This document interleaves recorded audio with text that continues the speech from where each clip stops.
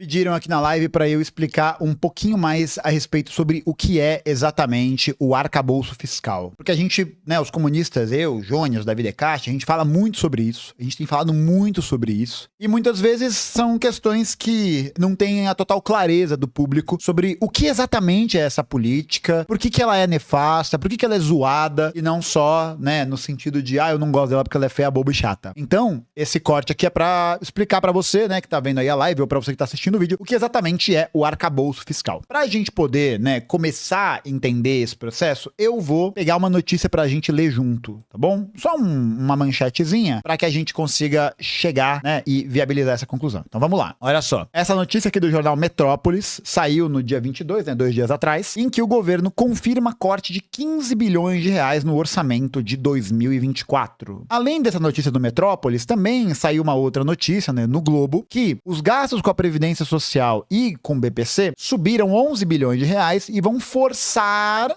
entre aspas, um bloqueio no orçamento, cuja previsão de déficit vai subir para 28,8 bilhões de reais. Então o governo tem atuado nesse sentido para poder cortar gastos e assim evitar o déficit, fazer aquilo que o Tacharel aqui na foto defende, que é o déficit zero, que é zerar todo o déficit que o Estado brasileiro vai ter, de maneira que isso possa, a partir dali, garantir algum tipo de confiança para os investidores e, sobretudo, cumprir a meta do arcabouço fiscal. Comenta aqui embaixo qual é a melhor nomenclatura para o nosso querido taxador do futuro. Mas eu vou aqui continuar. Então o que acontece é o seguinte, o governo está realizando essa movimentação para cortar gastos. Mas por que ele está cortando gastos em um momento que a gente precisa expandir os gastos? Para poder encaixar na meta estipulada do arcabouço fiscal. O que exatamente é o arcabouço fiscal? O arcabouço fiscal é uma política que está guiando a maneira de como o Estado brasileiro está organizando o seu orçamento. Então, existem várias políticas ao longo da história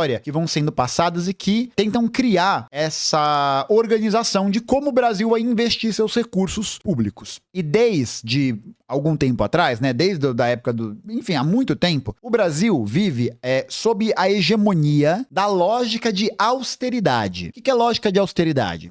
Lógica de austeridade é basicamente a ideia de que o Estado precisa gastar cada vez menos recursos, porque isso traria a confiança para os investidores, já que o Estado ele é ineficiente, ele é burocrático, ele é ruim para a gestão desses serviços. E aí, desde 2015, antes do Temer, a gente teve um avanço sensível de políticas de austeridade no Brasil. Essa lógica de austeridade, ela tá ligada também a uma lógica majoritária, né? Uma lógica maior, assim, da fase neoliberal do capitalismo que a gente vive. Eu gravei uma aula sobre neoliberalismo no curso de História e Formação Política que eu explico com mais detalhes essa história, o que exatamente é o neoliberalismo, e eu vou subir ela em breve, tá? Então, se quiser conhecer mais as outras aulas do curso e tal, o link tá aqui embaixo. Mas o que acontece, muito resumidamente, é que desde 2015, quando Joaquim Levy se tornou ministro da Fazenda no governo brasileiro, começaram a ser aplicadas políticas de austeridade. Então, o que é uma política de austeridade? É você, por exemplo, diminuir o orçamento no gasto social de algum ministério que seja importante. Então, é você cortar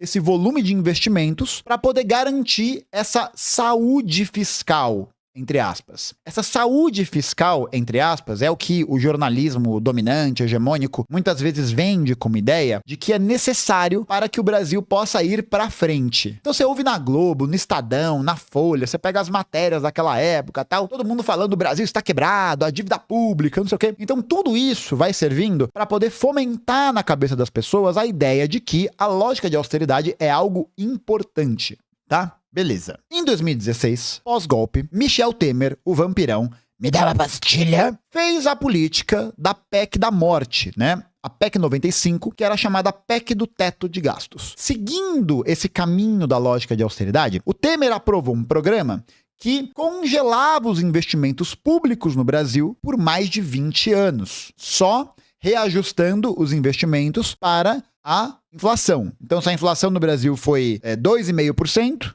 né, por exemplo, ele vai só mudar o gasto público para esse 2,5%, né, para cobrir essa diferença. E aí, isso acabou levando o Brasil a um processo de piora das condições de vida da classe trabalhadora gigantescos, porque com menos investimento público, significa serviços públicos mais precários, significa menos mão de obra para atender a população, significa uma série de consequências que afetam diretamente as condições do serviço público e que, justamente, viabilizam, pavimentam, constroem o caminho para que o discurso da privatização se torne um discurso dominante e hegemônico. Por quê? O serviço público é uma bosta, ele é uma merda, porque não tem recurso, porque não tem investimento. O que a gente vai fazer? Privatiza que melhora, entendeu? Ó como não tem ponto sem nó. Não tem ponto sem nó, não tem. Beleza. O que acontece, então, é que o golpe que a Dilma tomou em 2016 foi um golpe relacionado às pedaladas fiscais, né? Eu não vou me estender para explicar isso exatamente, porque não é o ponto. Mas ela foi enquadrada na lei de responsabilidade fiscal. Quando ela foi enquadrada nessa lei de responsabilidade fiscal, ela sofreu um processo, porque ela não seguiu essas diretrizes orçamentárias, porque ela fez ali um negócio que todo mundo faz, mas que usaram como subterfúgio para poder processar ela.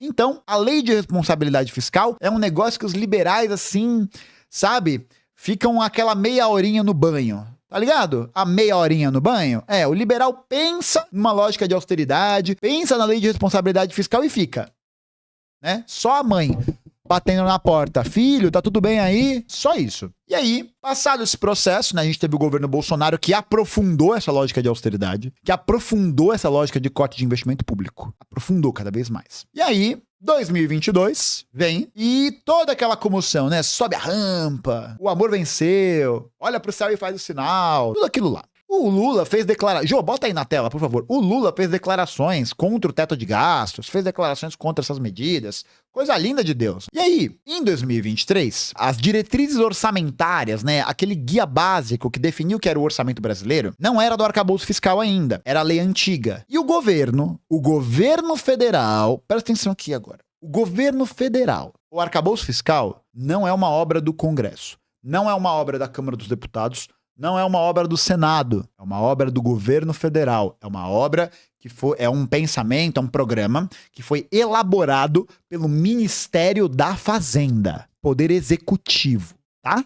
Porque vai ter gente que vai falar que enfim, vai ter gente que vai falar que a ação é a conjuntura, o Congresso mais reacionário da história, não sei o quê. Como se algum dia o Congresso brasileiro tivesse sido pra Frentex. Aí teria sido muito bom, mas parece que essa galera não estudou história, né? E aí fica complicado. Ou pior ainda, né? Estudou e só está cagando. E o que acontece é o seguinte, o governo federal propôs o novo arcabouço fiscal. O que é esse arcabouço fiscal? É um programa que é voltado para que o Estado seja sempre um Estado superavitário. Ou seja, ele precisa sempre arrecadar mais do que ele gasta. Por isso que o Lula, por exemplo, fala muito de que a dona Lindu ensinou pra ele sobre economia, não sei o que e tal, com a pequena diferença que a dona Lindu não era o Estado que emitia a própria moeda. Então não tem como um Estado que emite a própria moeda quebrar internamente, tá? Só que essa lógica, essa história é falada aos quatro ventos para as pessoas acharem que a economia de uma casa é igual à economia de um Estado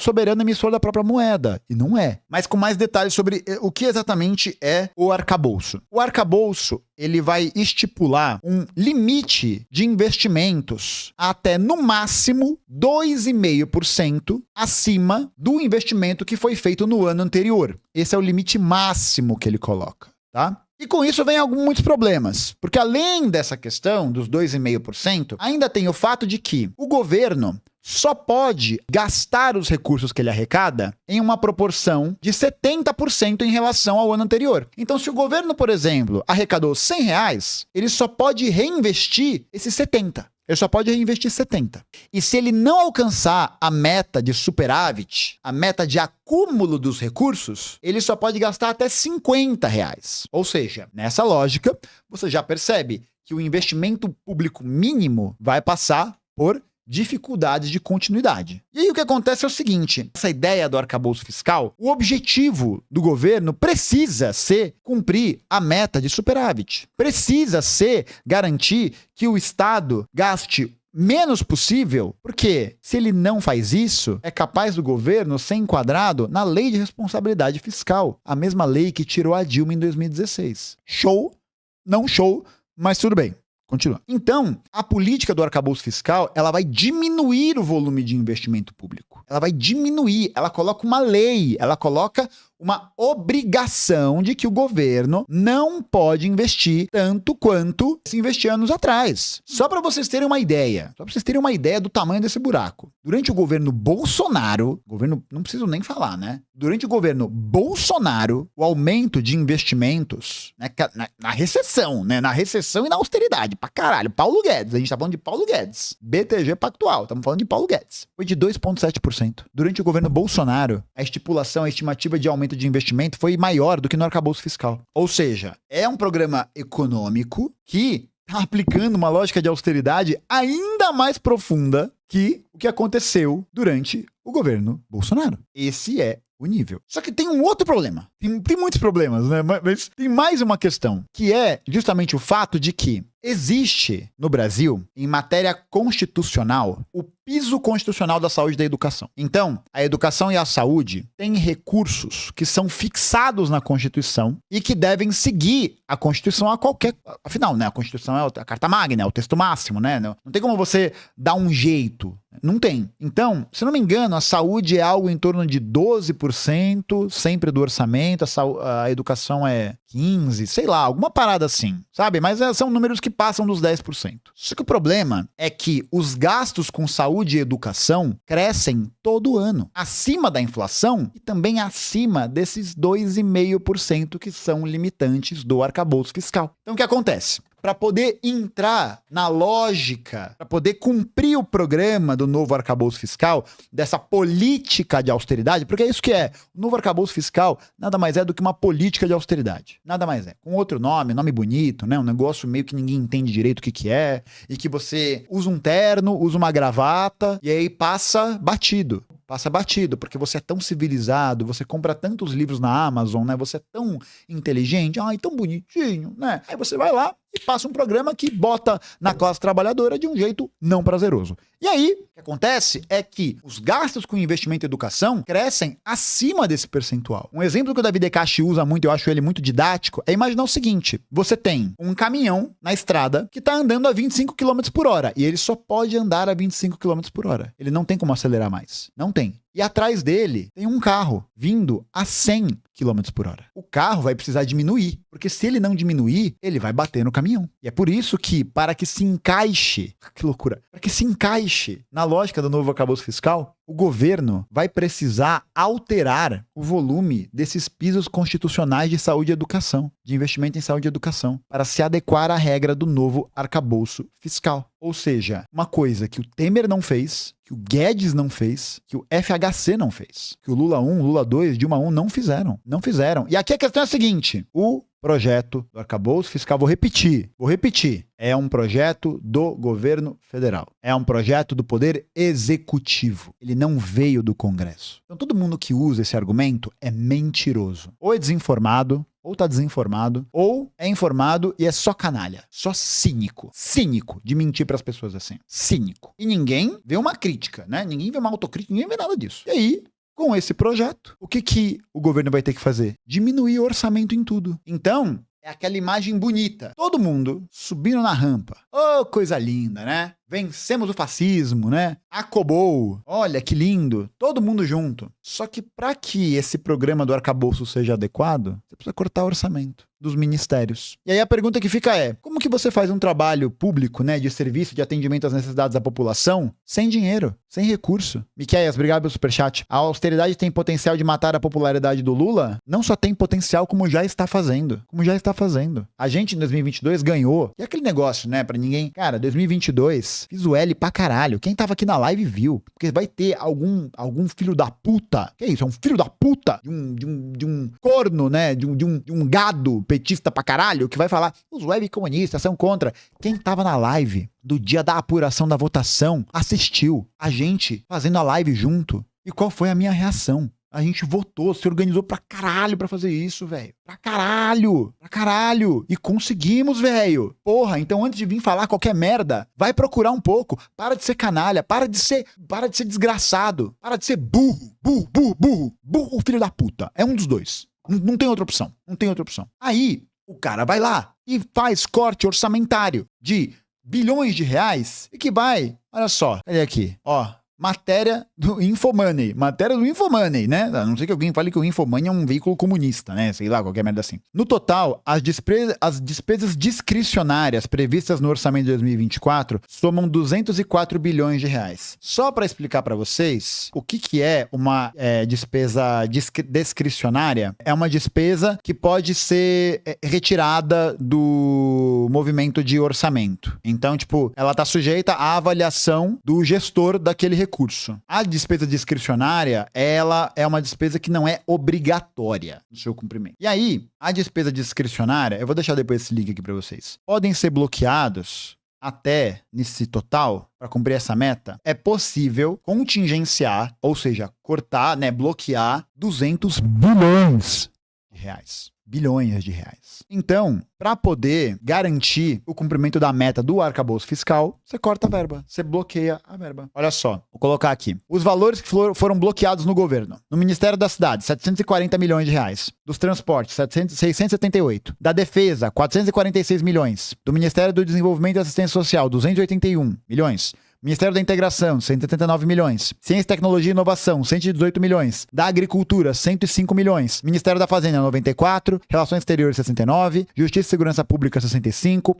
Portos e Aeroportos, 52 milhões. Planejamento e Orçamento, 37 milhões. E Gestão e Inovação, 36 milhões. Então, todas essas políticas de corte que estão sendo realizadas aqui, todas elas dizem respeito à necessidade do cumprimento do arcabouço fiscal, para gerar esse superávit que o programa propõe e imputando na classe trabalhadora uma profunda lógica de austeridade. E enquanto isso, não há, por exemplo, por parte do governo federal, uma revisão da Lei Candir, da lei que isenta a tributação de ICMS na exportação de bens produzidos pelo agronegócio. O agro não paga ICMS há mais de 20 anos. Você que tá fudido aí, que paga imposto, vai pagar imposto para comprar blusinha da Shein, você que tá ouvindo isso, vai pagar. E aí é isso, né? Política de tributação que vai incidir sobre a classe trabalhadora. Mas política de tributação, porque aí o governo, ele criou outros mecanismos para tentar aumentar o seu potencial de arrecadação. Então ele fez um projeto de tributação de fundos de offshore e de fundos dos super ricos. Só que esses fundos, apesar de terem muito dinheiro circulando, não são os principais fundos onde o capital tá circulando. Não é. Não existe um projeto de taxação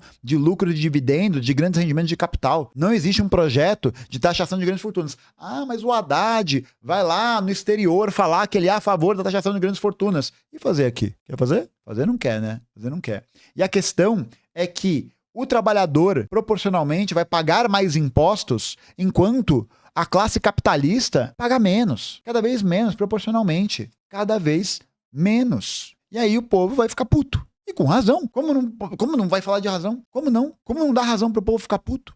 Aí fala, porque isentou a carne de tributo. Só que a produção da carne no Brasil é controlada por um conglomerado, por 3 empresas. 3. Ou seja, não existe nenhuma garantia que essa diminuição tributária vai ser seguida na fonte pela galera que produz a carne, que vai incidir no preço para o consumidor. Ou seja, não há nenhuma política que interesse à classe trabalhadora, que seja promotora dos seus interesses e garanta a sua autonomia por parte do governo federal. E aí a questão é essa lógica se expande para o governo federal, pro governo estadual, para o governo municipal. Tudo isso impacta o orçamento direto de várias organizações. Isso incentiva essas práticas. Isso cria um caminho de legitimidade para essas práticas. E aí, o que acontece? Com menos investimento, piora do serviço público. Você cria um programa de parcerias e investimentos, de privatização, para poder garantir a continuidade do serviço. Continuidade não, né? A lucratividade do serviço. E o governo incluiu nesse rol presídio, parques de conservação, aumentou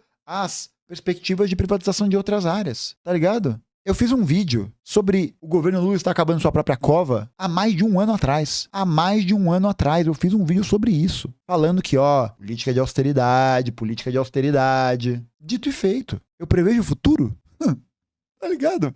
Eu prevejo o futuro. Eu tenho algum tipo de poder? Eu tenho algum tipo de poder, de visão? Não. É análise concreta da situação concreta, como nos ensinou Lênin. E aí, o que acontece? O Congresso, que é reacionário pra caralho, monta em cima. Monta em cima por quê? Monta em cima porque o governo não tem o interesse de mobilizar suas bases. Não lhes interessa. Simplesmente, não lhes interessa. E aí você faz o quê?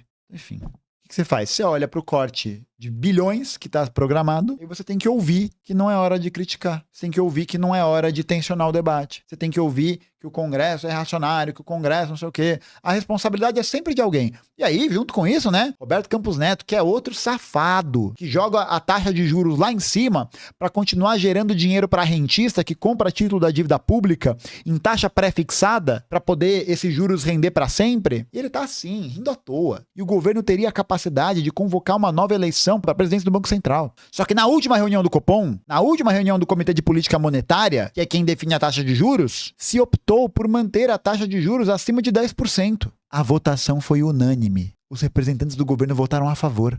Então, assim, enfim. Espero que tenha dado para entender o que é o arcabouço fiscal. Espero que tenha dado para entender o que é uma política de austeridade, como ela está relacionada à política de privatização, de como ela é parte de uma política do processo da fase neoliberal do capitalismo que a gente está vivendo agora, tá ligado? E isso vai impactar todo mundo. Isso vai impactar você, que precisa de um postinho, que precisa de vacina, que precisa de serviços federais, estaduais, municipais, que precisa de tudo isso. Vai te impactar diretamente em tudo que você precisa. Tudo. Tudo. E assim, a gente pode tomar uma escolha. A gente pode se resignar e falar, acabou, não é mais isso, né? Nós perdemos, acabou. Ou a gente pode tentar fazer alguma coisa para poder colocar as cartas na mesa, entender quais são esses processos, o que está por trás de tudo isso. Porque a gente não tem outra possibilidade de saída dessa situação que não seja a mobilização permanente e a defesa de um programa político que garanta a independência da classe trabalhadora. E não uma política como o arcabouço fiscal, que foi enfiada goela abaixo sobre os trabalhadores. Enquanto a Veja, a Faria Lima, o Estadão e o Globo batem palmas para o ministro da Fazenda, que se tornou o herói da hora. Mas, né, talvez eles não estejam tão preocupados com isso, né? Afinal de contas, ele não sabe nem o que é Shen, não sabe nada disso, né? Tá ocupado comprando livros. Olha aí. Olha aí.